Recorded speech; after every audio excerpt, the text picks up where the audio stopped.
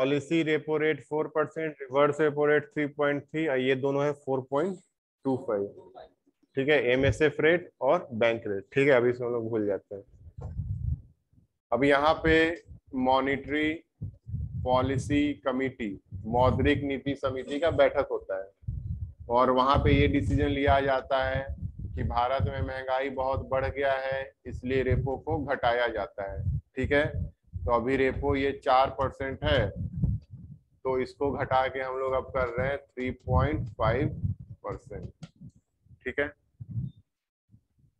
तो इसमें तो रेट और भाई चीज का है, रेपो का है, रिवर्स रेपो का है, एमएसएफ का है, बैंक रेट का है, तो सबका अपडेट देना पड़ेगा, सीआरआर का देना पड़ेगा, एसएलआर का, सब कुछ चेंज करना पड़ेगा ना।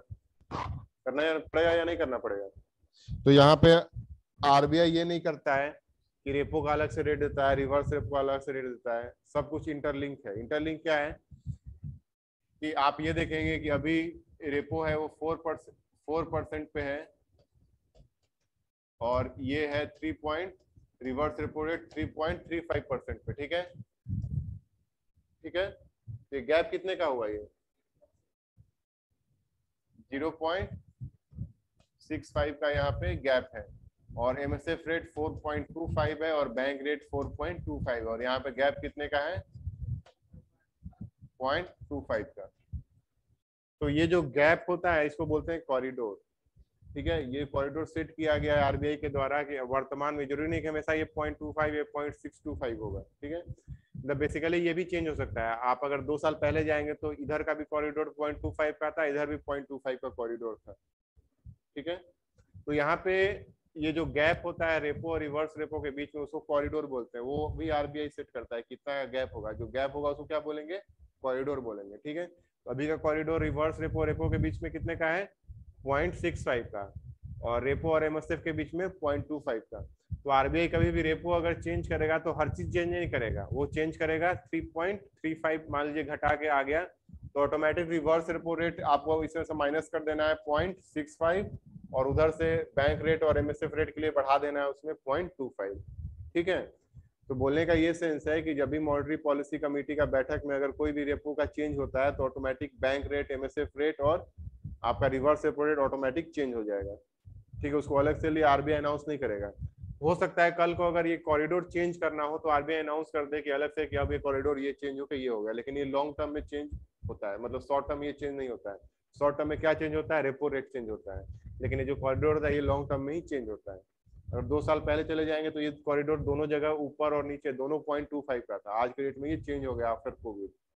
ठीक है, तो कभी भी आप मॉनेटरी पॉलिसी का बैठा होगा तो वहां पे सिर्फ रेपो चेंज, क्या क्या चेंज हो सकता है? 3-4 चीज चेंज होगा जब वो अनाउंस करेंगे। एक अनाउंस कर सकते हैं, रेपो का अनाउंस कर सकते हैं, सीआरआर, एसएलआर और कॉरिडोर का। वो अलग से कभी रेट अनाउंस नहीं करेंगे कि रिवर्स रेपो का ये रेट है, बैंक रेट ये रेट है। ऑटोमेटिक सारा जो रेट है वो उसी पे डिपेंडेंट है। मतलब बेस हमारा क्या हो गया? रेपो। इसी के रेट के ऊपर आपका डिपेंड करता है रिवर्स रेपो का रेट, एमएसएफ का रेट और बैंक रेट। ठीक है, कोई दिक्कत? हम लोग अगला टूल पे अब आ जाते हैं।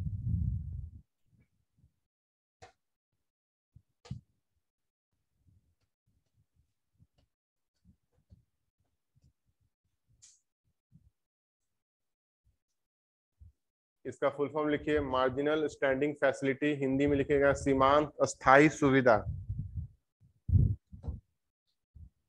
मार्जिनल स्टैंडिंग फैसिलिटी, सीमांत अस्थाई सुविधा।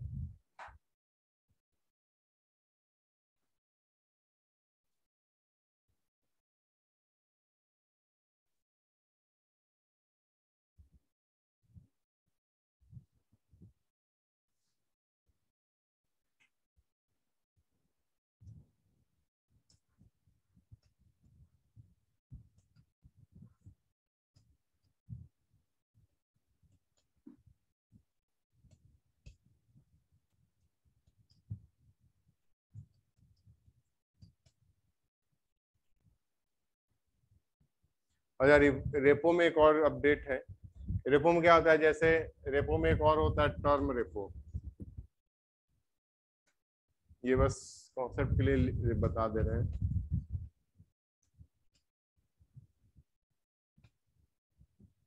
जैसे रेपो में आपको ये बताया गया था कि यहाँ पे एक शॉर्ट ड्यूरेशन लोन है, मतलब यहाँ पे कोई ऐसा नहीं है कि फिक्स लोन है। आपको क्या बताया था, एक दिन से जनरली एक महीने का ये लोन होता है। तो वहां पे आरबीआई ने कुछ इंट्रोड्यूस किया कि यहाँ पे एक फिक्स टर्म कर लेते हैं, मतलब जहाँ पे टर्म फिक्स हो पहले से, उसको बोलेंगे टर्म रेपो। टर्म रेपो में बेसिकली होता क्या है, सारा कॉन्सेप्ट रेपो का होता है, बस यहाँ पे ड्यूरेशन फिक्स होता है कि टर्म रेपो हो सकता है 7 दिन का, 14 दिन का और 28 दिन का। बस जहाँ पे डेज फिक्स हो जाता है, ठीक है, उसको बोलेंगे टर्म रेपो, और कुछ नहीं है। ठीक है, तो टर्म रेपो कितने प्रकार का होता है, 3 प्रकार का, 7 का, 14 दिन का और 28 दिन का। ये जहाँ पे रेपो लिखे वहां पे लिख लीजिए, टर्म रेपो लिख लीजिए, थोड़ा सा सब हेडिंग डाल के उसमें लीजिए, टर्म रेपो का ड्यूरेशन लिख लीजिए, मेन उसका ड्यूरेशन है 7 दिन, 14 दिन और 28 दिन।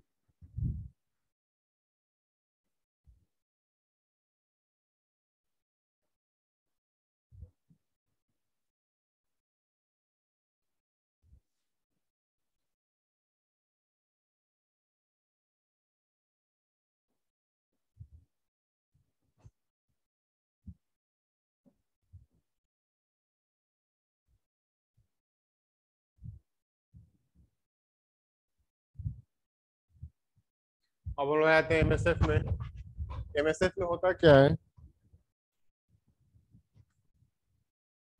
कि यहाँ पे सेम वही बात है कि अगर किसी बैंक के पास लिक्विडिटी का, कैश का कमी होता है, तो उस केस में ये आरबीआई से लोन ले सकता है और बदले में इंटरेस्ट पे करना होगा। तो ये लॉजिक सिमिलर कौन सा है, ये हम लोग और कहाँ पढ़े हैं, सेम चीज रेपो में। तो रेपो और एमएसएफ का लॉजिक सेम है, बस कुछ अलग अंतर है। अंतर क्या है वही समझना है। सबसे पहला अंतर आपको ये बताया गया था रेपो में कि रेपो में लोन का अमाउंट फिक्स है। कितना है, कितना परसेंट, 4% है। अमाउंट अमाउंट वो तो रेट हो गया। आप रेपो के माध्यम से कोई बैंक कितना लोन ले सकता है मैक्सिमम, ऐसा नहीं कि रेपो के माध्यम, एनडीएल का 1%। मतलब ये अगर इसका लिमिट देखा जाए रेपो में, तो एक मैक्सिमम लिमिट है और एक मिनिमम। मिनिमम लिमिट कितने का है, 5 करोड़, मैक्सिमम 1% ऑफ एनडीटीएल। ठीक है, मतलब बैंक के अंदर जितना भी डिपॉजिट होता है उसको एनडीटीएल बोलते हैं, और एनडीटीएल का 1% मैक्सिमम वो ले सकता है रेपो के माध्यम से लोन में। अब सपोज कीजिए बैंक के पास ऐसा सिचुएशन आया कि बैंक का जो ये लिमिट है ये खत्म हो गया, मतलब ऑलरेडी ये 1% का लोन ले चुका है रेपो के माध्यम से, उसके बाद भी अगर बैंक को पैसे की जरूरत है तो फिर वो क्या करेगा, तो नेक्स्ट प्रोसेस उसके बाद है कि वो एमएसएफ का माध्यम से लोन ले सकता है। ठीक है, तो ये एमएसएफ कब यूज में आएगा, जब रेपो का लिमिट आपका खत्म हो चुका है। सबसे पहला अंतर, कोई दिक्कत। तो इसका मतलब यहाँ पे ये है कि रेपो, ये एमएसएफ तभी यूज होता है जब पहले रेपो यूज हो चुका है। ठीक है, ये इसमें कोई डाउट। दूसरा यहाँ पे ये अंतर है कि यहाँ पे जो मिनिमम अमाउंट आपको लेना है, जैसे वहां पे रेपो में मिनिमम अमाउंट कितना था, 5 करोड़, यहाँ पे मिनिमम अमाउंट है 1 करोड़ का।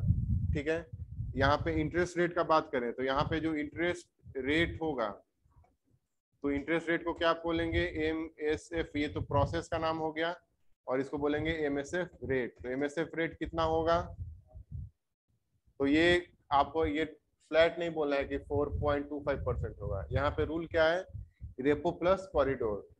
ठीक है, तो रेपो कितने का है, तो रेपो जो भी है उसमें प्लस कर देना है कॉरिडोर। कॉरिडोर कितने का है, 2.5%।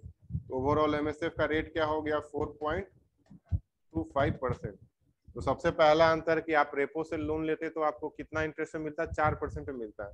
एमएसएफ से लोन लेंगे तो आपको क्या होगा, जो इंटरेस्ट रेट लगेगा वो 4.25% लगेगा, और लोन का मिनिमम अमाउंट कितना होना चाहिए, 1 करोड़। ठीक है, तो ये बेसिक अंतर है इसमें।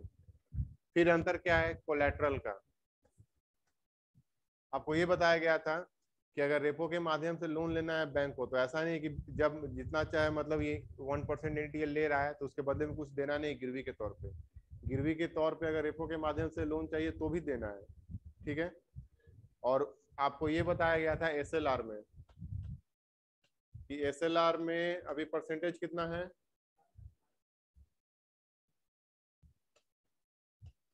इसके अंदर क्या क्या रख सकते हैं 18% में, cash, gold, government security, sir इसको हिंदी में क्या बोलते हैं, सरकारी प्रतिभूति। सरकारी प्रतिभूति किसको बोलते हैं अच्छे से हम एक्सप्लेन कर चुके हैं, कोई डाउट? ठीक। तो सरकारी प्रतिभूति के अंदर ये पैसा रखा हुआ है 18% बैंक का सिक्योर रूप में। अब रेपो में ये नहीं कर सकता है कि ये सब सारा किसके पास है, बैंक के पास या आरबीआई के पास? आरबीआई के पास है, बैंक के पास है। सीआरआर वाला पैसा आरबीआई के पास होता है, लेकिन एसएलआर का पैसा किसके पास होता है, बैंक के पास होता है। तो बैंक ऐसा नहीं कर सकता है कि रेपो का अगर लोन लेना है तो यहाँ का जो गवर्नमेंट सिक्योरिटीज है ये गिरवी पे दे दे और लोन ले ले, ठीक है, ये पॉसिबल नहीं है। लेकिन अगर एमएसएफ के लिए पैसा लेना है तो ये जो एसएलआर का जो सिक्योरिटीज है इसको गिरवी के तौर पे यूज किया जा सकता है, ठीक है, क्योंकि एक इमरजेंसी केस है कि आपको रेपो के माध्यम से भी आप लोन नहीं ले लिए, उसके बाद भी आपका काम पूरा नहीं हो रहा, तभी तो आप एमएसएफ से लोन ले रहे हैं और यहाँ पे आपको लोन रेट भी महंगा पड़ रहा है। तो यहाँ पे आरबीआई ने ऑप्शन दिया है कि आप अपने गवर्नमेंट सिक्योरिटीज जो आपके पास पड़ा हुआ है एसएलआर के रूप में उसका आप प्रयोग कर सकते हैं, ठीक है, कोई दिक्कत? तो एमएसएफ में लिखिए,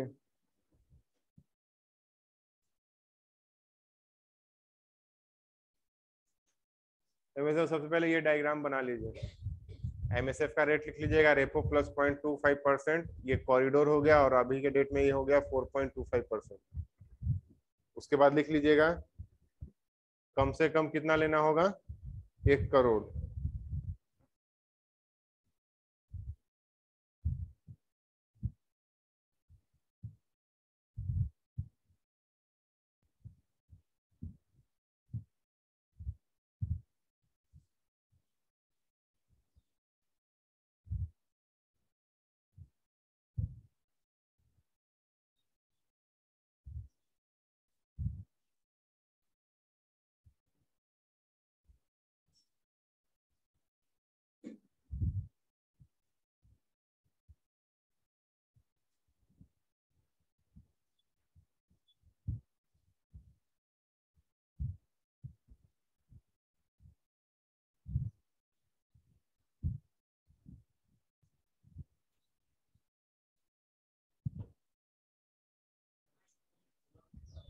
क्या मैक्सिमम का ऐसा कोई लिमिट दिया नहीं गया है यहाँ पे, और कुछ डिफाइन नहीं किया गया है, लेकिन मैक्सिमम 1% से ऊपर जाने जाता भी नहीं, ऐसा कहीं मतलब जैसे लॉ के अंतर्गत ऐसा लिखा हुआ नहीं है, लेकिन मैक्सिमम 1% ऊपर जाता भी नहीं, ठीक है, एमएसएफ का। ठीक है, इसके अंदर अगला पॉइंट लिखिएगा, ये मिनिमम 1 करोड़ लिख लिए, इसमें अगला पॉइंट लिखिएगा, गिरवी के तौर पर एसएलआर का सरकारी प्रतिभूति का प्रयोग किया जा सकता है। गिरवी के तौर पर एसएलआर का सरकारी प्रतिभूति का प्रयोग किया जा सकता है। For collateral bank can use government securities of SLR. For collateral purpose bank can use government securities of SLR। अब इसके अंदर आपको एक और रेपो से एक और चीज में ये अंतर है, रेपो के अंदर ड्यूरेशन क्या था, वो तो टर्म रेपो में 7, 14 और 28 दिन का है, रेपो के अंदर टाइम ड्यूरेशन क्या बताया गया आपको, 1 दिन से, मतलब वो ऐसा कहीं लिखा नहीं गया है, मतलब ये भी एक जान लीजिए कि ऐसा कहीं नहीं लिखा गया है मतलब कानून के अंदर कि रेपो में 1 से लेकर 28 दिन का लोन था, वो लिखा गया शॉर्ट टर्म लोन, ठीक है। शॉर्ट टर्म लोन जनरली हम किसको बोलते हैं, 1 महीना से कम को, ठीक है। तो रेपो के अंदर कैसा लोन मिलता है, शॉर्ट टर्म लोन मिलता है, ठीक है, जो कम से कम 1 दिन का हो सकता है, घंटा का लोन नहीं मिलेगा उसमें, ठीक है। तो यहाँ लेकिन एमएसएफ के अंदर ड्यूरेशन फिक्स है कि ये सिर्फ 1 डे का लोन होता है, ठीक है, लिखिए एमएसएफ के अंदर 1 दिन का लोन मिलता है। Under MSF bank can take overnight loan, लिखिएगा इंग्लिश में, या हिंदी में लिख लीजिएगा ब्रैकेट में overnight. Overnight loan, overnight loan का मतलब आमतौर पर क्या बोलेंगे हम लोग, वन डे का लोन। बैंकिंग टर्म में इसको बोला जाता है ओवरनाइट लोन। ओवरनाइट लोन इसको क्यों बोला जाता है, देखिए बैंक का जैसे मान लीजिए आज कितना तारीख है, 16 तारीख है। बैंक आज क्लोजिंग कब होगा, शाम में होगा। तो शाम में मान लीजिए बैंक को जरूरत हुआ, इसने आरबीआई से पैसा ले लिया, कब लिया, इवनिंग में लिया, ठीक है, एमएसएफ के माध्यम से। कल इसको सुबह होते ही ये पैसा आरबीआई जो बैंक है ये वापस कर देगा आरबीआई को पैसा। तो ये पैसा कितने देर के लिए था, बस रात भर के लिए पैसा रहा, भले ही एक दिन का कैलकुलेशन है, लेकिन पैसा रहा कितने दिन के लिए, मतलब शाम से लेके कल सुबह तक के लिए, मतलब जब बैंक बंद हुआ और अगले दिन सुबह खुलने तक या उसके अगले दिन बंद होने तक। इसलिए इसको जनरली मतलब बैंकिंग टर्म में इसको बोला जाता है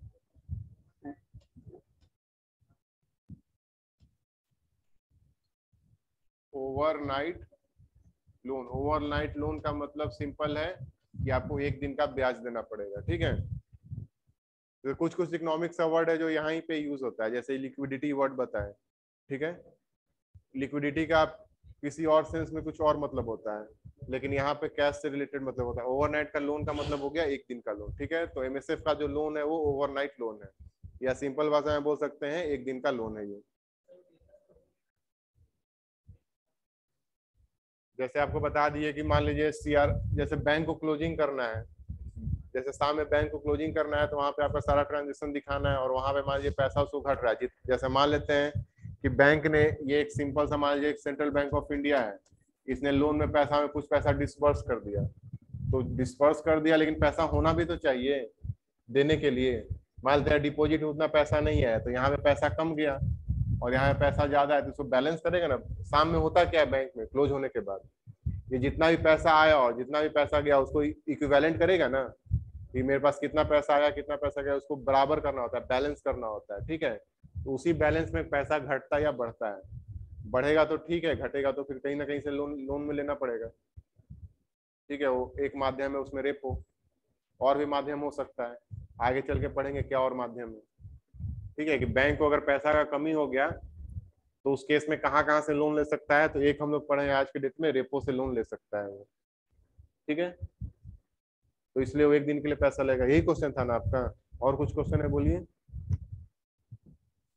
या मान लेते हैं दूसरा कंडीशन ये हो सकता है कि सीआरआर का लिमिट गवर्नमेंट ये आरबीआई बढ़ा दे, तो आरबीआई अगर लिमिट सीआरआर का बढ़ा देगा तो ऑटोमेटिक पैसा सब बैंक को देना पड़ेगा, किसको, आरबीआई को, तो उस केस में पैसा का कमी हो सकता है, ठीक है।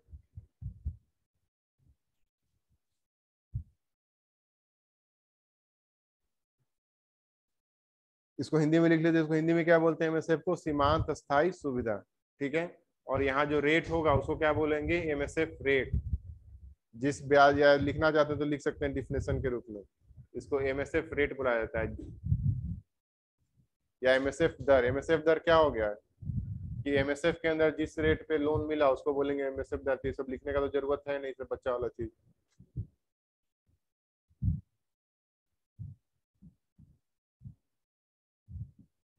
टेबल तो डिलीट हो गया ना।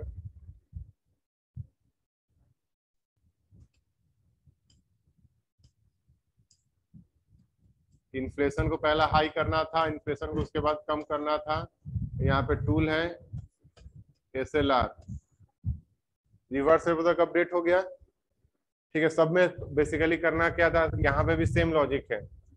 सेम लॉजिक यहाँ पे भी क्या है कि आरबीआई लोन दे रहा है किसको, बैंक को, बैंक किसको लोन दे रहा है, पब्लिक को। इसको अगर यहाँ पे एसएलआर के माध्यम से लोन मिल रहा है, अगर ये लोन महंगा मिलेगा तो यहाँ पे भी क्या होगा, बैंक भी लोन पब्लिक को महंगा देगा। महंगा देगा तो आम जनता क्या करेगा, लोन कम लेगा। कम लेगा तो लोन क्या, मनी सप्लाई घट जाएगा और इन्फ्लेशन घट जाएगा। तो बेसिकली एसएलआर के अंदर क्या करना है, महंगाई घटाने के लिए बढ़ाना है, ठीक है। तो एसएलआर को यहाँ पे इंक्रीज करेंगे और इधर अगर महंगाई को बढ़ाना है तो एसएलआर को घटाना पड़ेगा। एसएलआर बोल रहे हैं, सॉरी, एमएसएफ।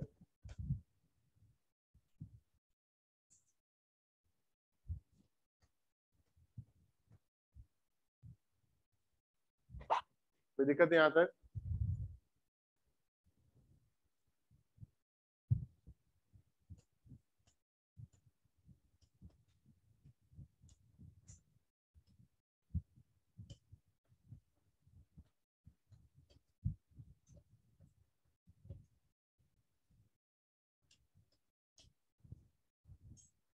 अगला अगला टूल है ओपन मार्केट ऑपरेशन। हिंदी में लिखिए खुले बाजार की प्रक्रिया। खुले बाजार की प्रक्रिया क्या हो गया? खुला बाजार।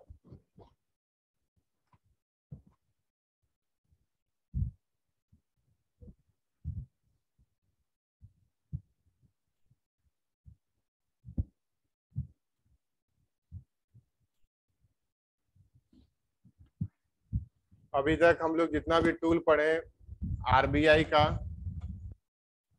आरबीआई को अगर इन्फ्लेशन को कम करना है या इन्फ्लेशन को बढ़ाना, यही दो कंडीशन हो सकता है। तो अभी तक जितना भी टूल पढ़े हम लोग, वो सीआरआर से स्टार्ट किए, एसएलआर से स्टार्ट किए, रेपो, रिवर्स रेपो और एमएसएफ, इन सभी को टूल को अगर इन्वोक करना है, अगर आरबीआई इसका यूज करता है तो किसके माध्यम से यूज होता है? वो बीच में कौन होता है? मार्केट। जैसे ये जो इन्फ्लेशन कम कहाँ पे करना है? मार्केट में। ठीक है, तो मार्केट या मतलब अर्थव्यवस्था में, तो बीच में कौन आ जाता था? आरबीआई किसका यूज करता था? बैंक का। मतलब बैंक बीच में एक माध्यम होता था। ठीक है, अब आरबीआई को ये करना है कि हम इस बैंक का यूज नहीं करना चाहते हैं माध्यम के लिए। ठीक है, तो क्या करेंगे?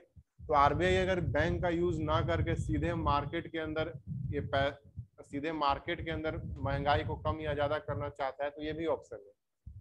कैसे ऑप्शन है? सेम वही रूल है कि मनी सप्लाई को घटाएंगे तो डिमांड घटेगा, डिमांड घटाना घटेगा तो ऑटोमेटिक इन्फ्लेशन घटेगा। तो यहाँ पे जो मनी सप्लाई घटाना है ये आरबीआई इसको डायरेक्टली घटा दे या बढ़ा दे।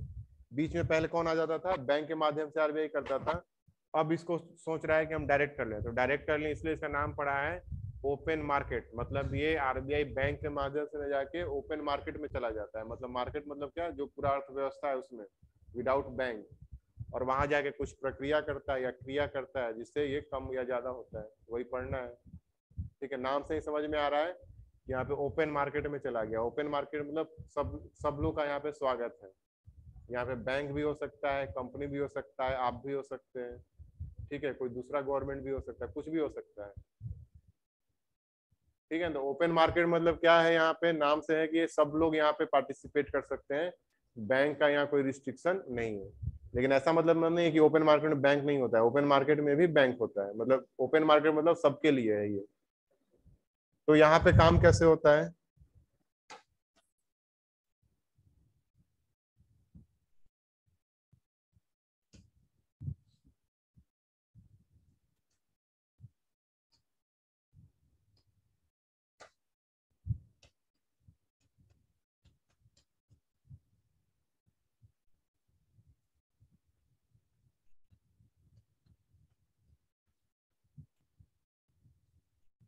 अब आरबीआई बिना बैंक के माध्यम से डायरेक्टली मार्केट से या बाजार से इंटरेक्ट करेगा। ठीक है, मार्केट से, मार्केट का मतलब क्या? या समझिए पूरा भारत। ठीक है, या पूरा अर्थव्यवस्था हमारा। ठीक है, अर्थव्यवस्था के अंदर आरबीआई पहला कंडीशन ये ले लेते हैं कि महंगाई को, यहाँ पे महंगाई को, इन्फ्लेशन को घटाना है। इन्फ्लेशन को घटाना है तो मनी सप्लाई को क्या करना पड़ेगा? क्या करेंगे? कम करना है। तो बेसिकली रूल यही है कि आरबीआई क्या करे? मार्केट से पैसे को कम कर दे। ठीक है, तो कैसे करेगा? ओपन मार्केट ऑपरेशन में आरबीआई करता क्या है? बेसिक मतलब यही मकसद है कि पैसा कम हो जाए किसी तरीके से। तो आपको स्टार्टिंग में पहले क्लास में बता चुके हैं गवर्नमेंट सिक्योरिटीज के बारे में, सरकारी प्रतिभूति के बारे में। क्या होता है सरकारी प्रतिभूति? कि कोई भी सरकार, जैसे मान लेते हैं गवर्नमेंट ऑफ बिहार या गवर्नमेंट ऑफ इंडिया को पैसे की अगर कमी है, मान लीजिए कोई पॉलिसी उसको चलाना है, कोई भी योजना चलाना है या कोई भी कार्यक्रम करना है, उसके लिए मान लेते हैं सरकार के पास अगर पैसे की कमी है तो ये क्या कर सकता है? मार्केट से या बाजार से या किसी से भी लोन में पैसा ले सकता है। ठीक है, लोन में पैसा लेगा तो बदले में ये बिहार सरकार या भारत सरकार को क्या देना पड़ेगा? ब्याज या इंटरेस्ट देना पड़ेगा। और साथ में प्रूफ के लिए एक पेपर देना पड़ेगा। जैसे मान लीजिए हम गवर्नमेंट ऑफ इंडिया को पैसा दिए, ठीक है, तो क्या प्रूफ के लिए मेरे पास कुछ तो पेपर होना चाहिए ना। जैसे मान लीजिए बैंक में आप पैसा जमा करते हैं तो प्रूफ के तौर पे एफडी में अगर पैसा जमा करते हैं एफडी का सर्टिफिकेट मिलता है, सेविंग अकाउंट के लिए पासबुक मिलता है। उसी प्रकार से गवर्नमेंट आपको, बिहार गवर्नमेंट या भारत सरकार एक आपको देगा सर्टिफिकेट, ठीक है। इसी सर्टिफिकेट को हम लोग क्या बोलते हैं, गवर्नमेंट सिक्योरिटीज। मान लीजिए हम गवर्नमेंट को 1,00,000 रुपया देते हैं, तो 1,00,000 रुपया का ये हम बोलेंगे कि ये क्या है, गवर्नमेंट सिक्योरिटीज कितने का है मेरे पास, 1,00,000 का है, ठीक है। अब सपोज कीजिए कि हम 1,00,000 में 1,00,000 हम बिहार सरकार को दे दिए 10 साल के लिए, ठीक है, ठीक। अब यहाँ पे पैसा कितना दिया गया है, 1,00,000 रुपया। तो हमको गवर्नमेंट क्या इशू करके दे दिया एक सर्टिफिकेट। मान लेते हैं यहाँ पे गवर्नमेंट ऑफ इंडिया का है, पैसा लिखेगा भारत सरकार, ऊपर में हेडिंग रहेगा, आपको शायद फोटो भी हम लोग दिखाए थे, ठीक है।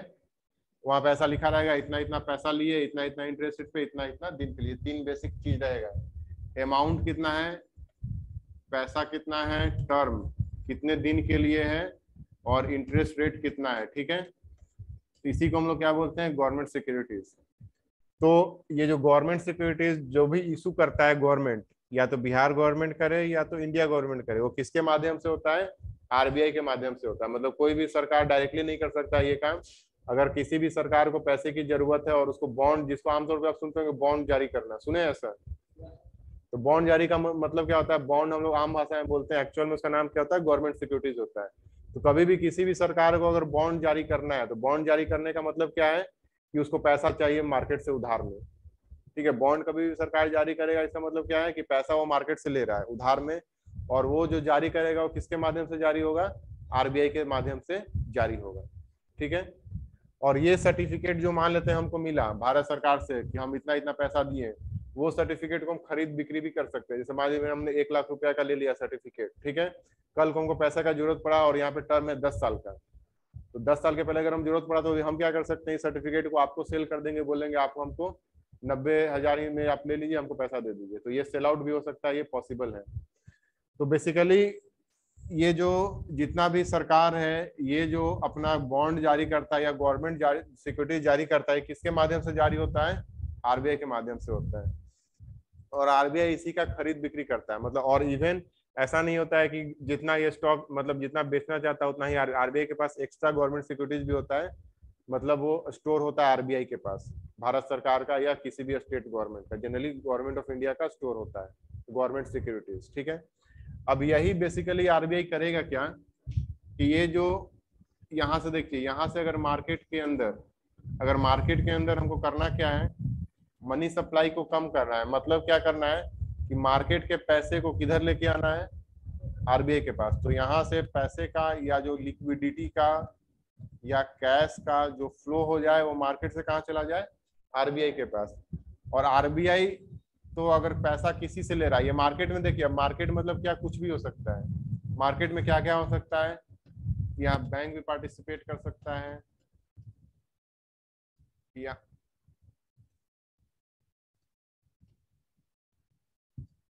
यहाँ पब्लिक या आम जनता भी पार्टिसिपेट कर सकता है, कोई कंपनी भी पार्टिसिपेट कर सकता है, ठीक है। मतलब ये सबके लिए ओपन है।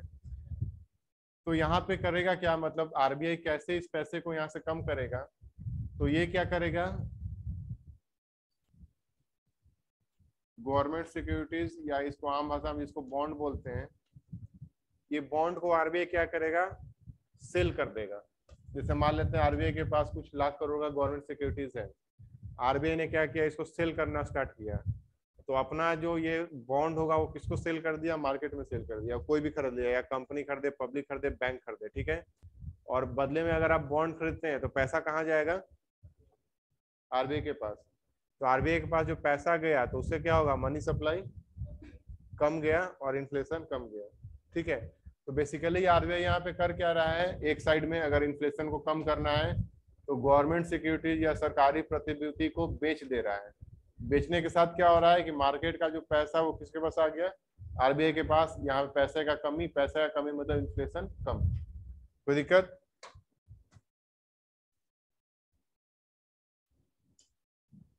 दूसरा दूसरा एक ही बस नहीं, एक इन्फ्लेशन को कम कराएगा, इन्फ्लेशन को बढ़ाना है तो क्या करेगा, तो दूसरा अपोजिट केस क्या हो जाएगा, अपोजिट साइड फिर से मार्केट सिचुएशन ले लेते हैं। यहाँ पे क्या करना है, इन्फ्लेशन को इंक्रीज करना है। इन्फ्लेशन इंक्रीज करना है मतलब मनी सप्लाई को बढ़ाना है। मनी सप्लाई को बढ़ाना है मतलब मार्केट में पैसा को फ्लो करना बढ़ाना है। तो यहाँ पे क्या स्टार्ट कर देगा आरबीआई। आरबीआई यहाँ पे पैसा अगर मार्केट के अंदर डालना है उसको, तो क्या कर देगा, ये खरीदना शुरू कर देगा। मतलब यहाँ पे गवर्नमेंट सिक्योरिटीज जो मार्केट से वो कहाँ पहुंच जाएगा, वापस आरबीआई के पास, और यहाँ पे इसको क्या करेगा, बाई करेगा। मतलब जैसे मान लेते हैं आपके पास गवर्नमेंट सिक्योरिटीज 1 लाख का, आरबीआई आपको ऑफर दे रहा है कि हम 1,05,000 में आपसे खरीद लेंगे, तो आप क्या करेंगे, बेचेंगे या रखेंगे, बेचेंगे। तो बेचेंगे तो गवर्नमेंट सिक्योरिटीज आपके पास से कहाँ चला गया, आरबीआई के पास, और आपको क्या मिल गया, पैसा। अब पैसा मिलेगा तो क्या करेंगे आप, खर्च कीजिएगा। इसका मतलब मार्केट में मनी सप्लाई बढ़ जाएगा और इन्फ्लेशन बढ़ जाएगा। कोई दिक्कत। तो ओपन मार्केट ऑपरेशन होता क्या है, आरबीआई करता क्या है कि इसी सरकारी प्रतिभूति का खरीद या बिक्री करता है। अगर बिक्री करेगा तो इन्फ्लेशन घटेगा, और अगर बाई करेगा तो इन्फ्लेशन बढ़ेगा। कोई दिक्कत। तो ये डायग्राम बना लीजिए।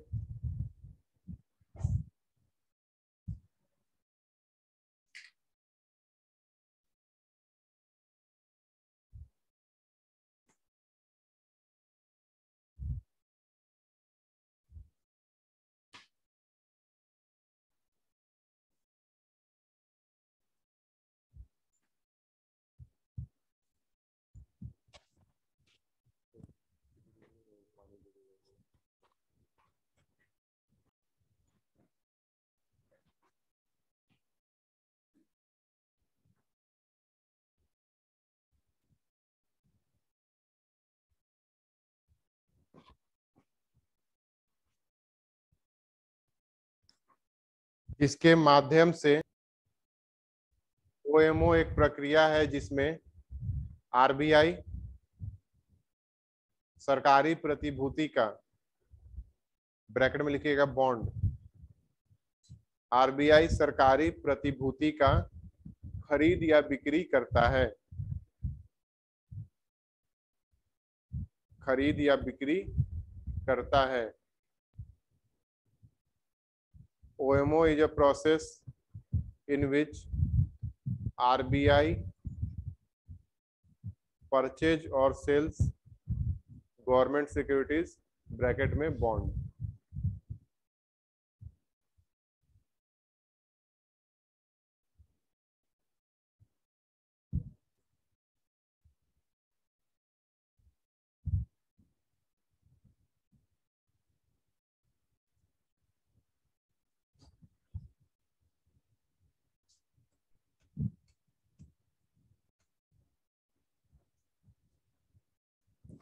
ठीक है, अब जो हमारा बेसिक क्वेश्चन है, इन्फ्लेशन को घटाना है, तो इसमें क्या करें, ओएमओ के साथ क्या किया जाए, बढ़ाया जाए, घटाया जाए, क्या किया जाए। जैसे अपडेट कर रहे थे ना, अब ओएमओ के लिए अपडेट करेंगे। इसके बाद लास्ट हमारा बैंक रेट है। तो यहाँ तक तो पढ़ लिए हैं। ओएमओ में क्या करें, इन्फ्लेशन घटाने के लिए, मुद्रास्फीति को कम करना है, तो क्या करें, बॉन्ड को। ठीक। और किसी का कोई आंसर। तो सिंपल यहीं पे हम लोग देखे थे। सिंपल उसमें अपडेट आपको ये करना है कि इन्फ्लेशन को घटाना है, तो बॉन्ड को क्या क्या करना है, सेल करना है। तो यहाँ पे लिखेंगे सेल, और यहाँ पे क्या हो जाएगा, बाई।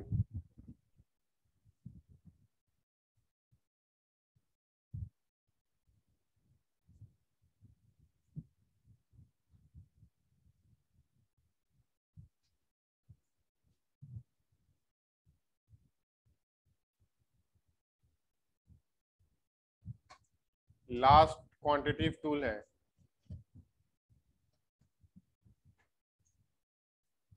Bank rate.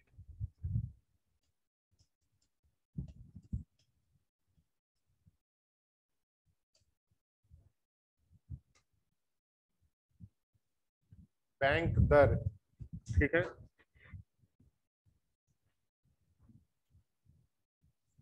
एक छोटा सा बस इसमें, और कुछ है नहीं ज्यादा इसमें।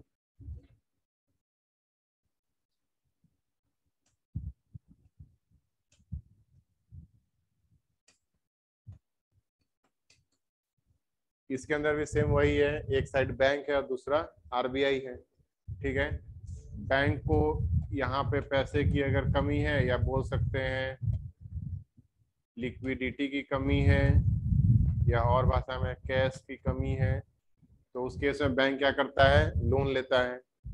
सेम चीज पढ़े हैं कि इसमें रेपो में भी लोन लेता है और एमएसएफ में भी लोन लेता है। तो ये कैसे अलग है, तो यहाँ पे भी आरबीआई से क्या करेगा, ये लोन लेगा, बदले में क्या पे करेगा,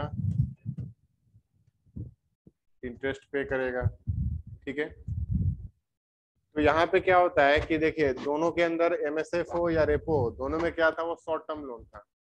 लेकिन अगर किसी बैंक को लॉन्ग टर्म लोन चाहिए तो फिर कैसे मिलेगा, तो मिलेगा बैंक रेट के माध्यम से। ठीक है, तो बेसिक अंतर क्या है, यहाँ पे टर्म का अंतर है। ठीक है, तो रेपो से सबसे पहले ये क्या हो गया, लॉन्ग टर्म। क्या बोल रहे हैं? हम्म,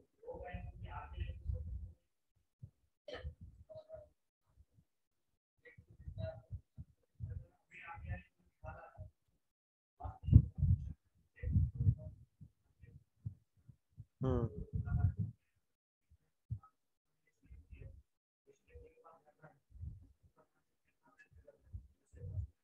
हम्म।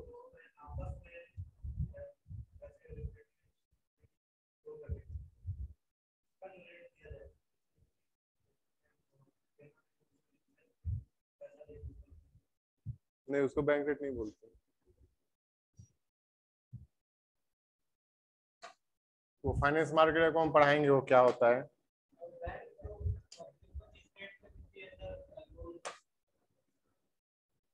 क्या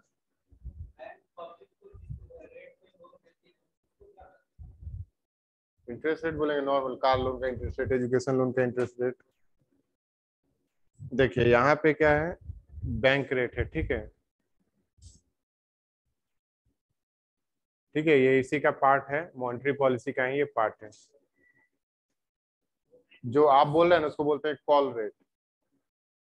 वो आपको यहाँ पे दिखा देते हैं, देखिए यहाँ पे है आपका, आप इसका बात कर रहे हैं। ठीक है, ये कॉल रेट का बात कर रहे हैं। कॉल रेट होता है, और भी हम लोग आगे चल के पढ़ेंगे। ठीक है, इस चैप्टर का पार्ट नहीं है ये, वो फाइनेंस मार्केट में आएगा। तो हम लोग किसका पढ़ रहे हैं अभी, बैंक रेट का। आप जो बोल रहे थे वो होता है इसमें मार्केट ट्रेंड में आपको मिलेगा, ये सब चल के भी आगे हम लोग को पढ़ना है। ठीक है, जो आपका फाइनेंस मार्केट है उसमें एक होता है मनी मार्केट, एक होता है कैपिटल मार्केट। फिर आपको अभी थोड़ा देर पहले बताए थे गवर्नमेंट सिक्योरिटीज, बताए थे ना, गवर्नमेंट सरकार अपना बॉन्ड बेचता है। तो देखिए बॉन्ड का भी टाइम होता है, यहाँ पे देखिए अलग अलग बॉन्ड का लिखा हुआ है कि ये इसको क्या बोल दिए, गवर्नमेंट सिक्योरिटीज मार्केट के अंदर ये काम होता है। तो शॉर्ट में इसी को बोलते हैं गवर्नमेंट सिक्योरिटीज या बॉन्ड। अब 91 डेज का अगर आप गवर्नमेंट सिक्योरिटीज लेंगे तो उसको बोला जाता है ट्रेजरी बिल। ठीक है, टी बिल शॉर्ट में लिखा हुआ है। तो 91 डेज का अगर आप गवर्नमेंट को पैसा देंगे 91 डेज के लिए, तो वो कितना इंटरेस्ट देगा, इतना देगा। 364 डेज के लिए देंगे तो कितना देगा, इतना देगा। फिर और भी लॉन्ग टर्म का भी होता है, ऐसा बहुत सारा मार्केट है। ठीक है, आगे चल के ये सब पढ़ेंगे, अभी हम लोग का ये मॉनेटरी पॉलिसी का पार्ट नहीं है। फिर ये कैपिटल मार्केट है, ये भी हम लोग पढ़ेंगे, सब चीज आगे है। ठीक है, तो हम लोग अभी आ जाते हैं किस पे, अपना यहाँ पे हम लोग हैं।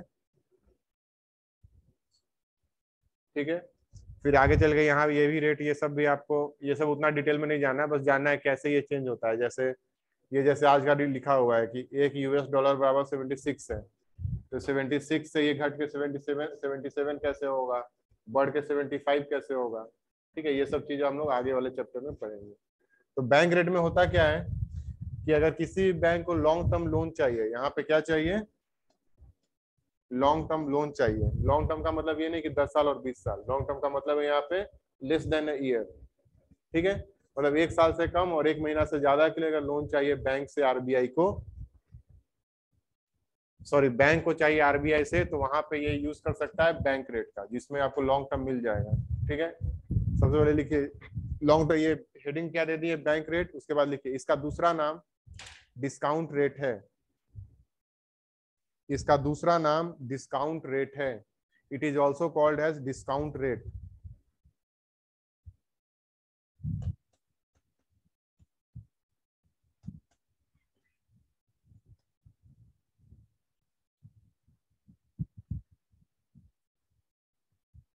इसमें लिखिए, देखिए आप बैंक रेट के माध्यम से, बैंक रेट के माध्यम से कोई भी बैंक,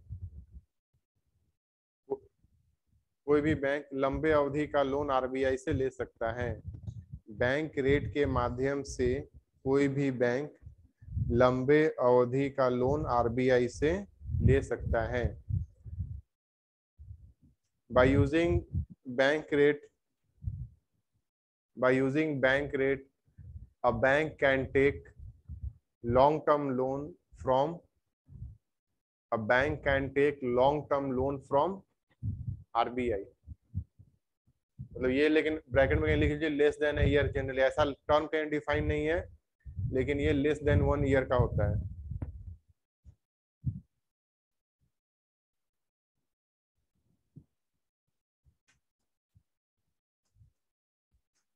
फिर अगले पॉइंट में लिखिएगा नो कोलैटरल रिक्वायर्ड, कोई गिरवी का जरूरत नहीं है। मतलब एमएसएफ और रेपो में गिरवी देना पड़ता था, यहाँ पे गिरवी देने का जरूरत नहीं है। गिरवी, लोन के लिए गिरवी का जरूरत या गारंटी का जरूरत नहीं है।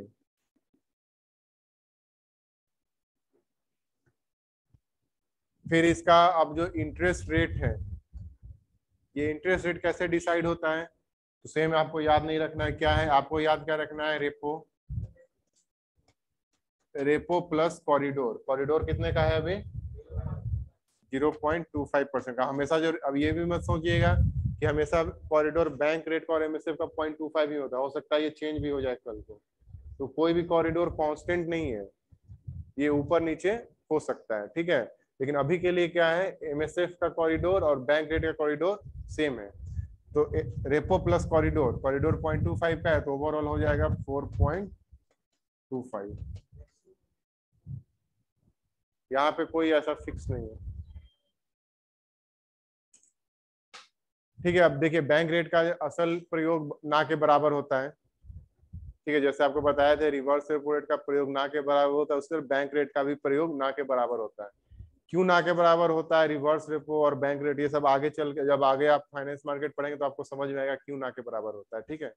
वो ऑटोमेटिक समझ में आ जाएगा और ये आगे चलकर हम लोग डिस्कस भी करेंगे। तो यहाँ पे जनरली बैंक रेट का यूज कहाँ पे करते हैं, जनरली बैंक रेट का यूज एक और तरीके से किया जाता है आरबीआई के द्वारा। आरबीआई प्रयोग इसका क्या करता है, ये लिख लीजिएगा ऐसे, इसका बैंक ऐसे करके लीजिए, bank rate equal to repo plus 0.25 या कॉरिडोर इक्वल टू 4.25। ये प्रेजेंट रेट है, रेपो चेंज होगा ऑटोमेटिक बैंक रेट भी चेंज हो जाएगा।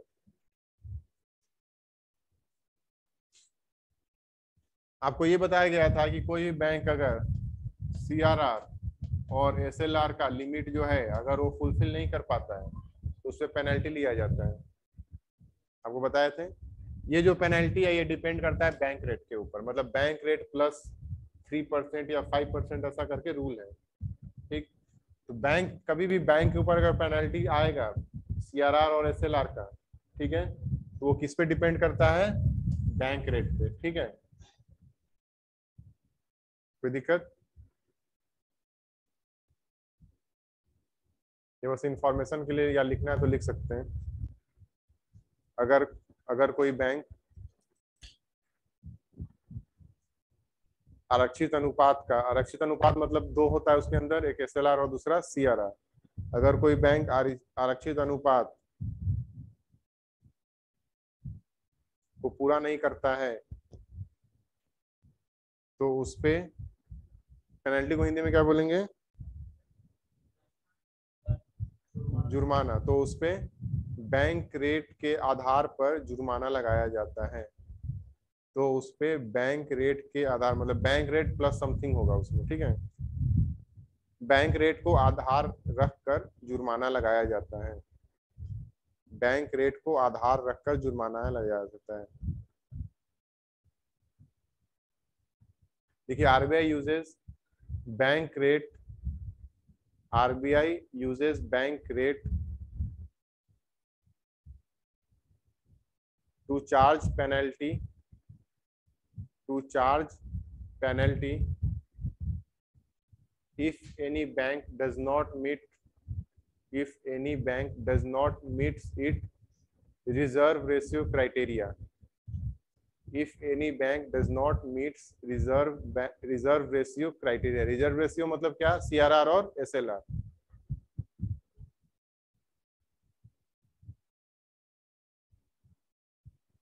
कोई दिक्कत यहाँ तक किसी को?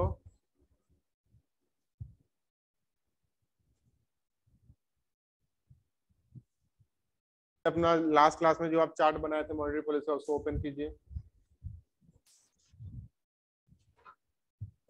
तो जब चार्ट हम लोग बनाए थे मॉनेटरी पॉलिसी का क्लासिफिकेशन वर्गीकरण जो लिखे थे, उसमें दो पार्ट में डिवाइड किया गया था. एक पार्ट क्या था? क्वांटिटेटिव और दूसरा क्वालिटेटिव. क्वांटिटेटिव मतलब मात्रात्मक. ठीक है, इसका नाम मात्रात्मक क्यों रखा गया अब ये समझ में आएगा. क्योंकि इसके अंदर देखिए, जो पहला टूल था हमारा रिजर्व रेशियो. रिजर्व रेशियो के अंदर दो है, CRR और SLR. दूसरा था LAF. ठीक है, LAF के अंदर आप दो सब पार्ट किए थे या नहीं किए थे? चार्ट में देखिए, LAF के अंदर दो पार्ट है. तो LAF का दो पार्ट था, एक रेपो और दूसरा रिवर्स रेपो. इसका देखिए नाम में ही लिखा हुआ है रिवर्स रेपो. दोनों के अंदर हम क्या वर्ड यूज किए थे? लिक्विडिटी. कि बैंक के अंदर अगर लिक्विडिटी का कमी होता है या ज्यादा होता है तो नाम उसका कैसे यहाँ पे भी देखिए, इसका LAF का फुल फॉर्म लिखे हैं आप लोग. इसका फुल फॉर्म क्या था? Liquidity adjustment facility. ठीक है, मतलब इसी से लिक्विडिटी का मतलब क्या हो गया? कैश. समझ लीजिए, कैश को एडजस्ट करने का मतलब घटाने या बढ़ाने का ये सुविधा देता है. अगर आपके पास लिक्विडिटी मतलब अगर लिक्विडिटी कम है बैंक के पास तो रेपो को यूज कीजिए. अगर आपका लिक्विडिटी हाई है तो आप किसको यूज करेंगे? Reverse repo. यहाँ पे लिक्विडिटी लो होगा तो इसको यूज करेगा बैंक. अगर लिक्विडिटी हाई होगा तो बैंक इसको यूज करेगा. इसीलिए ये दोनों किसके अंदर आता है? लिक्विडिटी एडजस्टमेंट फैसिलिटी के अंदर. हाँ, क्या लिक्विडिटी?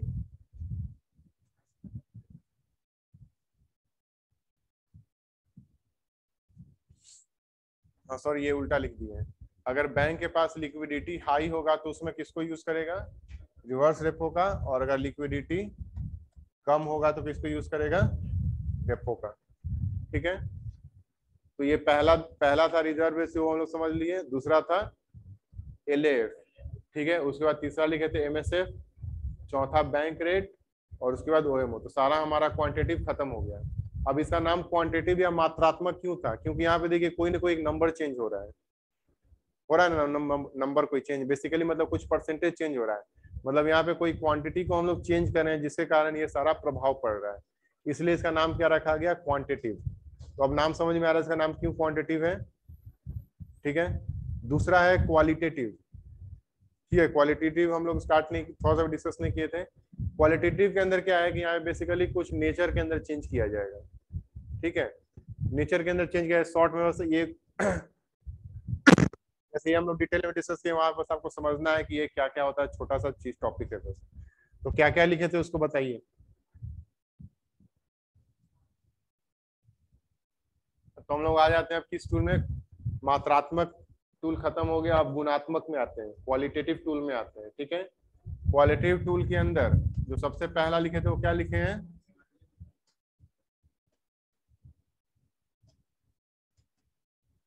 Margin requirement. ठीक है, मार्जिन रिक्वायरमेंट क्या होता है? सबसे पहले इसके द्वारा कैसे RBI, ये शॉर्ट में बस समझना है आपको कैसे काम होता है. एक मिनट हम आ रहे हैं, तो समझा दे रहे. चारों है क्या? चारों पांचों जो भी है. सबसे पहला है मार्जिन रिक्वायरमेंट. मार्जिन रिक्वायरमेंट क्या होता है? जैसे मान लेते हैं आप एक किसी बैंक के पास गए. बैंक के पास ये इंसान गया, क्या लेने गया?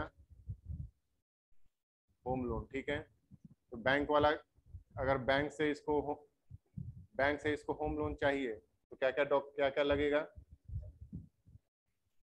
सबसे पहले बैंक अगर लोन देगा तो इसको सबसे पहले क्या चार्ज करेगा? ठीक है, इससे क्या लेगा? इंटरेस्ट लेगा बैंक वाला. बैंक तो उल्टा साइन हो गया. अगर इस बैंक से इस इंसान को होम लोन चाहिए तो बदले में ये इंसान क्या क्या देगा, तो बैंक को इंटरेस्ट देगा। गिरवी के तौर पे क्या देगा, होम लोन कभी भी लेने जाएंगे तो गिरवी में क्या लगता है, जिस जमीन पे घर बनाना है उस जमीन का पेपर, ठीक है। तो उस जमीन का पेपर आपको जमा करना ही होता है ना, जमीन का पेपर आप बैंक को जमा करेंगे, उस जमीन का कुछ वैल्यू होगा। जैसे मान लेते 1 कट्ठा का प्लॉट है, तो उस सर्कल, जिस सर्कल में आता है उस सर्कल के अकॉर्डिंग गवर्नमेंट का कुछ वहाँ का वैल्यू होगा। तो मान लेते हैं, सपोज करते हैं इसका वैल्यू है, ये जो जमीन का जो पेपर है ऑन पेपर इसका वैल्यू मान लेते हैं ये 10 लाख रुपया है, ठीक है। अब 10 लाख आपका जमीन का वैल्यू हो गया, मतलब 10 लाख गिरवी के तौर पे आपसे ये रख रहा है आपका पेपर, बदले में आपको अब लोन देगा। तो लोन कितना देगा, क्यों कम देता है, तो ये कम क्यों देता है, तो ये होता है मार्जिन रिक्वायरमेंट, ठीक है। मतलब यहाँ पे आरबीआई, ये बैंक डिसाइड नहीं करता, ये आरबीआई ने रूल बना के रखा है कि अगर आप होम लोन देते हैं तो जितना भी लैंड का वैल्यू है उसका 70% लोन देना है। मतलब ये हो गया मार्जिन रिक्वायरमेंट, मतलब 3% वो मार्जिन रख लिया अपने पास और बाकी 70% क्या किया, लोन में दे दिया, ठीक है। तो मतलब 10 लाख का अगर इसका पेपर है तो ये इसको कितना का लोन मिल पाएगा, अभी के कंडीशन में जो लोग मान के चले हैं तो यहाँ पे मिल पाएगा इसको 7 लाख का लोन मिल गया, ठीक है। ये एक मान लीजिए अभी ये कंडीशन एग्जिस्ट कर रहा है, कोई दिक्कत किसी को इसमें।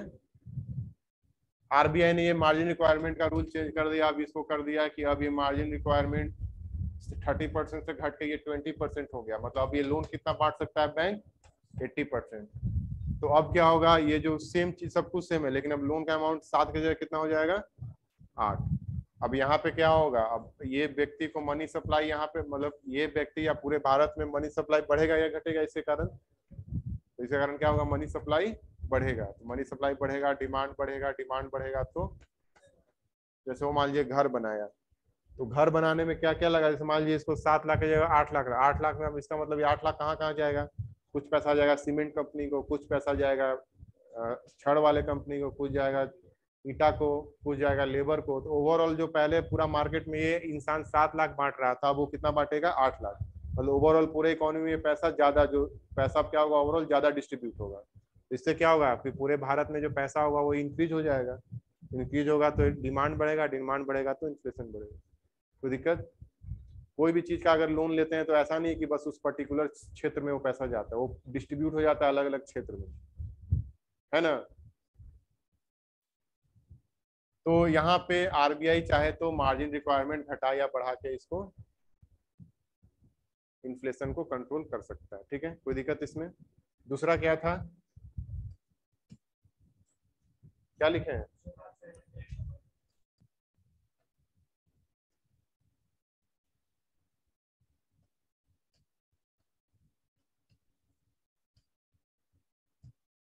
उसके बाद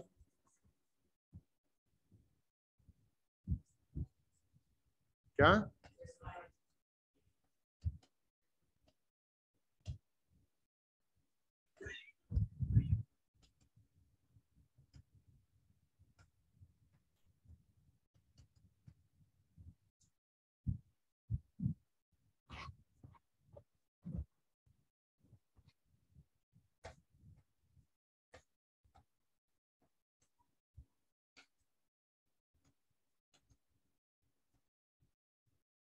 ठीक है, कंज्यूमर क्रेडिट कंट्रोल हो गया, ठीक है। कंज्यूमर क्रेडिट कंट्रोल का मतलब क्या है कि आरबीआई कुछ नियम कानून चेंज करके भी कंज्यूमर के क्रेडिट के पैटर्न को चेंज कर सकता है, ठीक है। कैसे चेंज कर सकता है, जैसे मान लेते हैं एक ये इंसान है, ये गया किसी मोबाइल स्टोर में, ठीक है। मोबाइल स्टोर में इसको परचेज करना है एक मोबाइल, इस मोबाइल का सिंपल, आपको मान लीजिए मोबाइल खरीदना है, ये मोबाइल का कीमत मान लेते हैं 20,000 रुपया है, ठीक है। आपको ये आरबीआई की तरफ से गाइडलाइंस है, जितने भी छोटे मोटे कंपनी है, जैसे बजाज फाइनेंसर, वो इस टाइप का जो भी इस टाइप का लोन देता है, ठीक है, जो छोटे मोटा लोन देता है या अप्लायंसेस पे लोन देता है, उसको मान लीजिए आरबीआई की तरफ से गाइडलाइंस है कि अगर आपको 20,000 तक का लोन देना है तो मैक्सिमम जो आपका ड्यूरेशन होना चाहिए, इतना दिन का होना चाहिए या इतना से कम नहीं होना चाहिए, इस टाइप का कुछ गाइडलाइंस होता है जिसको फॉलो करना होता है।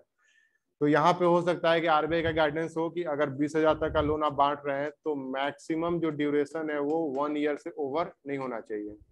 मतलब कितना ईएमआई, ईएमआई कितना बनेगा मैक्सिमम 12। बताइए जी, ईएमआई का फुल फॉर्म गलत है। और कोई?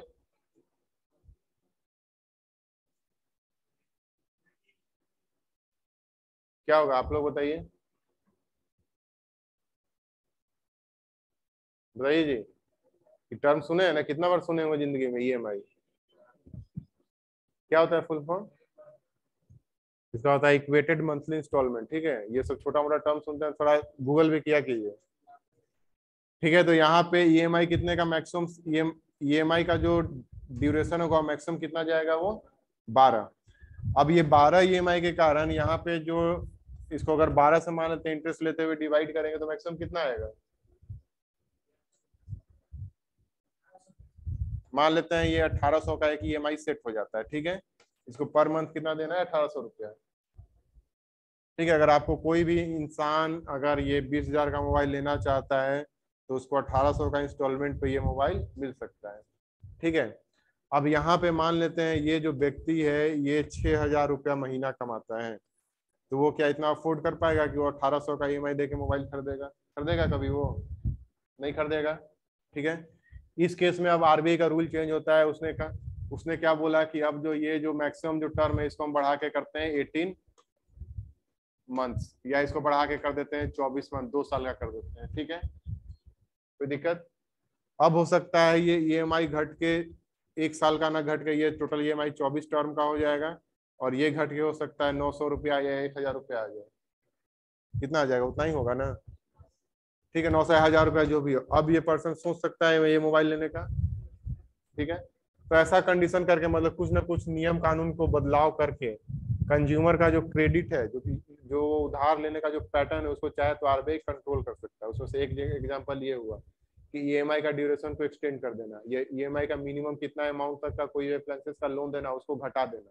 ठीक है, तो ऐसे भी करके आरबीआई महंगाई को घटा या बढ़ा सकता है। कोई दिक्कत? उसके बाद है रेशनलाइजेशन ऑफ क्रेडिट। रेशनलाइजेशन का यहाँ पे मतलब क्या है कि क्रेडिट मतलब क्या होता है, उधार। ठीक है, उधार हो या लोन हो जो आप इसको बोले, यहाँ पे भी वही मतलब है, लोन या उधार। तो यहाँ पे मान लेते हैं आज के डेट में मान लेते हैं ऐसा हो रहा है कि कोई पर्टिकुलर सेक्टर में मंदी चल रहा है। जैसे मान लेते हैं सपोज कर रहे हैं कार का क्षेत्र में मंदी चल रहा है, कार का कंपनी का बिक्री बंद हो रहा है, कम हो रहा है, इसलिए आप देख रहे होंगे कि बहुत सारा कंपनी है वो बंद हो गया इंडिया में। ठीक है, जैसे जनरल मोटर्स बंद हो गया, फोर्ड बंद हो गया। तो इस सबसे गवर्नमेंट को क्या दिख रहा है कि कार के सेक्टर के अंदर प्रॉब्लम चल रहा है, मतलब कार का सेल उतना हो नहीं रहा है, तभी कार का कंपनी धीरे धीरे यहाँ से पुल आउट कर रहा है, या बाइक का कंपनी का कोई प्रॉब्लम चल रहा है। तो यहाँ पे पर्टिकुलर किसी सेक्टर को इवॉल्व करने के लिए या उसको उठाने के लिए कि वहाँ पे ऐसा प्रॉब्लम है, उसके लिए क्या कर सकता है आरबीआई, कुछ ऐसा पॉलिसी चेंज कर सकता है ताकि वहां पे जो लोन है सिर्फ वही पर्टिकुलर सेक्टर में जाए। तो पर्टिकुलर मान लीजिए आरबीआई ने ये रूल सेट कर दिया किसी भी बैंक के लिए कि कोई भी बैंक है, अगर एसबीआई ये बैंक है, अगर ये लोन डिसबर्स करता है तो इसका 20% जो जाना चाहिए वो कार लोन में जाना चाहिए। ठीक है, ऐसा नियम है मान लेते हैं। इसको आरबीआई इंक्रीज करके कर दिया कि अब जो टोटल लोन आप बांटेंगे ये अब कार लोन में कितना जाना चाहिए, 25%। तो ऑटोमेटिक बैंक वाला क्या करेगा, कार लोन पे फोकस करेगा। तो कार लोन पे फोकस करेगा मतलब कुछ या तो इंटरेस्ट कम करेगा, या तो कुछ और सुविधा देगा, या तो कुछ गिफ्ट देगा, कुछ ना कुछ करेगा, क्योंकि अब उसको 25% लोन तो पुराना ही है कार लोन के माध्यम से। तो इसके माध्यम से क्या होगा कि कार सेक्टर के अंदर पर्टिकुलर किसी सेक्टर के अंदर लोन ज्यादा जाएगा तो वहाँ पे प्रोडक्शन ऑटोमेटिक, वहाँ का डिमांड क्या होगा, इंक्रीज होगा। ठीक है, तो उससे क्या होगा, वो इंडस्ट्री बूम करेगा। तो बोलने का ये मतलब है कि यहाँ पे एक पर्टिकुलर, ये जैसे ओवरऑल इकोनॉमी के लिए नहीं होता, ये पर्टिकुलर किसी सेक्टर के लिए होता है। किसी सेक्टर को अगर इम्प्रूव करना है या वहाँ पे डिमांड क्रिएट करना है तो वो रेशनलाइज कर सकता है। जैसे मान लीजिए वो एग्रीकल्चर के लिए भी हो सकता है, वो इंडस्ट्री किसी भी इंडस्ट्री के लिए भी हो सकता है, किसी भी सेगमेंट के लिए हो सकता है। तो वो डिपेंड करता है कहाँ पे कुछ इशू है या नहीं। ठीक है, इसके लिए गवर्नमेंट भी रूल बना के रखता है जिसको बोला जाता है पीएसएल। अगले क्लास में पढ़ के आएगा पीएसएल क्या होता है, फुल फॉर्म होता है प्रायोरिटी सेक्टर लैंडिंग। ठीक है, अगले क्लास में ये पूछेंगे पीएसएल के बारे में, डिटेल में पढ़ के आएगा क्या होता है पीएसएल। ये इसी से रेशनलाइजेशन ऑफ क्रेडिट से ही संबंधित है पीएसएल। अगला है मोरल सुएसन। मोरल का मतलब होता है नैतिकता, सुएसन का मतलब होता है दबाव डालना, मतलब नैतिकता के आधार पर दबाव डालना। मतलब क्या कि जैसे आरबीआई ने एक रूल, जैसे बाकी सब जगह आपको क्या बताएं कि आरबीआई सीआरआर चेंज कर दिया, रेपो चेंज कर दिया, मार्जिन रिक्वायरमेंट चेंज कर दिया, या यहाँ पे ये जो परसेंटेज है कार लोन का इसको चेंज कर दिया। तो यहाँ पे हर कुछ क्या है, एक रूल के द्वारा किया जा रहा है। मतलब एक आरबीआई ने एक रूल पास किया, उसको रूल को फॉलो करना है सभी बैंकों को, ठीक है। लेकिन यहाँ क्या बोल रहा है कि कोई रूल नहीं है, नैतिकता के आधार पर। जैसे हम आपको बोल रहे हैं कि पीएसएल पढ़ के आइएगा, लेकिन ये तो कहीं रूल तो नहीं है को पढ़ ही के आना, नहीं पढ़ के आएगा तो ऐसा थोड़ी आपको अगले क्लास से बाहर निकाल देंगे, ठीक है। तो आपका नैतिकता क्या बोलता है, पढ़ के आने के लिए। उसी प्रकार से जैसे मान लीजिए आरबीआई का गवर्नर का कॉन्फ्रेंस हो रहा है, या प्रेस कॉन्फ्रेंस हो रहा है, या कहीं पे वो मतलब स्पीच दे रहे हैं, तो वहां पे ऐसा वो भाषण में अपने बोल रहे हैं कि बैंकों को ये करना चाहिए, ठीक है। तो करना चाहिए मतलब वो तो रूल तो कोई है नहीं कि ऐसा करना चाहिए मतलब करना है। अब बैंकों को उनका भी बात का वैल्यू दे के वो सब करना पड़ेगा, तो उसके द्वारा भी महंगाई को घटाया या बढ़ाया जा सकता है, ठीक है। कोई दिक्कत? मेनली आपको याद कर रहे हैं, देखिए इसमें आपको क्या याद रखना है ना, जनरली कुछ कुछ एग्जाम में ऐसा पूछा गया है कि ये सब ऑप्शन दिया रहेगा, और उधर का जैसे मान लीजिए 4 ऑप्शन दिया हुआ है, सीआरआर, एसएलआर, रेपो और एक मोरल सुएसन। इसमें से ये पूछेगा इसमें से कौन सा क्वांटिटेटिव टूल नहीं है, ठीक है, या कौन सा क्वालिटेटिव टूल है। तो इस टाइप से आपको याद रखना है कि कौन सा क्वांटिटेटिव में है, कौन सा क्वालिटेटिव में है। इसमें ज्यादा डिटेल में आपको कहीं क्वेश्चन नहीं पूछेगा कि कौन क्या होता है नहीं होता है, बस आपके समझने के लिए हम शॉर्ट में बता दें, ठीक है। कोई दिक्कत?